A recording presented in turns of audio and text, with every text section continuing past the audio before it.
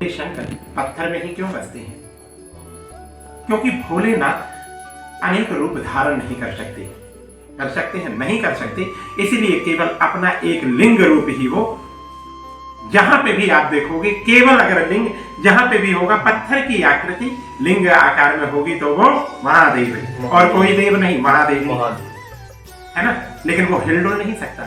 लेकिन महादेव ने पार्वती से क्या कहा? पार्वती तुम अनेकों रूप देखो। मनुष्य को अपनी शक्ति को इतना विकसित करना चाहिए, आप सब कुछ बन सकते हो।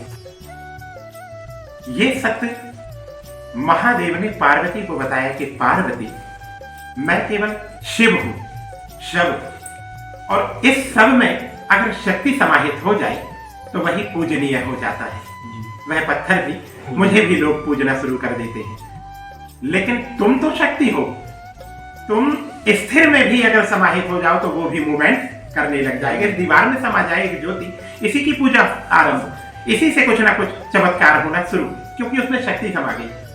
तो तुम शक्ति हो, तुम अनेक रूप धारण करने वाली हो। तुम ही दुर्गा, तुम ही काली, तुम ही महालक्ष्मी, तुम ही सरस्वती, अनेक रूपों वाली। लेकिन मेरा केवल एक रूप है ना। मैं एक ही रूप धारण कर सकता हूं और तुम अनेक रूप धारण कर सकती हो, लेकिन है एक दूसरे के पूरक। इसी प्रकार से मनुष्य भी अपनी असीमित शक्ति को जिस दिन जान लेगा उस दिन मनुष्य भी क्या करेगा? अनेक रूप धारण करने वाला हो जाएगा।